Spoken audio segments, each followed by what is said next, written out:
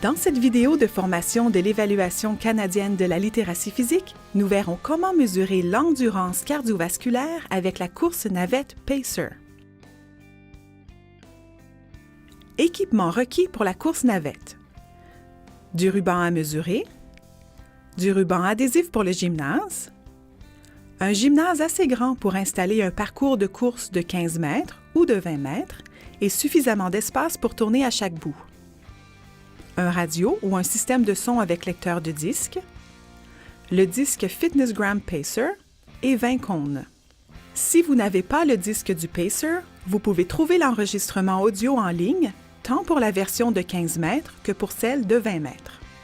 Vous trouverez tous les renseignements sur la façon d'administrer le test dans le manuel de l'ECLP.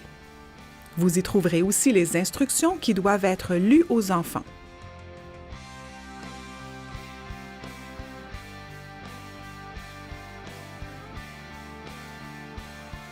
Préparer le test navette est très facile.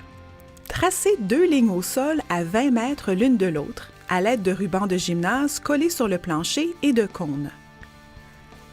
Assurez-vous qu'il y ait assez d'espace entre les enfants pour qu'ils puissent courir sans se heurter. Les enfants devraient aussi avoir accès à 1,5 m d'espace dégagé au bout de chaque ligne pour qu'ils puissent changer de direction en toute sécurité. Les lignes devraient se trouver à 20 mètres l'une de l'autre si le gymnase est assez grand. Si le site de l'évaluation est trop petit, alors les lignes peuvent être tracées à 15 mètres l'une de l'autre, toujours en laissant de l'espace supplémentaire au bout pour tourner. Assurez-vous que vous choisissez l'enregistrement audio qui correspond à la distance que vous avez choisie entre les 2 lignes. Voici comment s'assurer que la course navette se déroule correctement. Au bout de chaque longueur, un pied de l'enfant doit dépasser la ligne avant le signal sonore ou le bip. Quand l'enfant ne réussit pas à atteindre la ligne avant le bip, l'évaluateur doit lui dire de se retourner immédiatement et de courir plus vite dans l'autre sens pour atteindre la ligne avant le prochain bip. L'enfant doit s'arrêter lorsqu'il ne réussit pas à atteindre la ligne une 2e fois. C'est alors la fin du test pour lui. Contrôler sa vitesse de course est essentiel à la bonne réussite puisque la durée qui s'écoule entre chaque bip diminue progressivement tout au long de l'épreuve. Le son du bip simple indique la fin d'une longueur, alors que le son du bip triple indique que la vitesse augmente.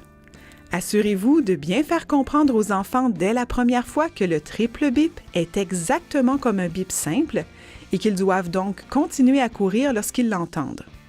De plus, lorsque vous dites à un enfant que son test est fini et qu'il doit s'arrêter, prenez bien soin de faire un geste clair à cet enfant.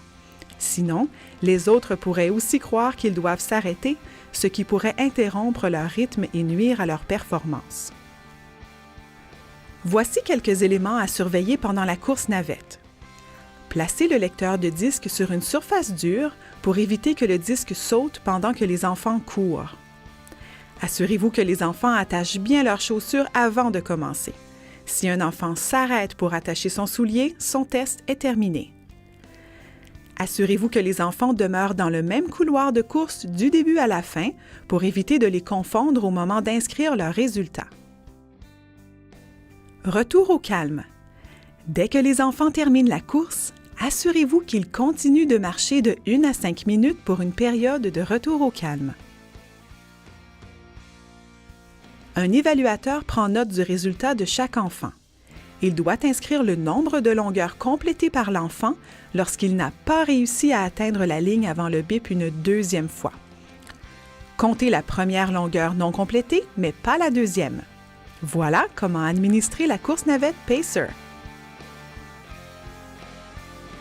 Visionnez les autres vidéos de l'Évaluation canadienne de la littératie physique.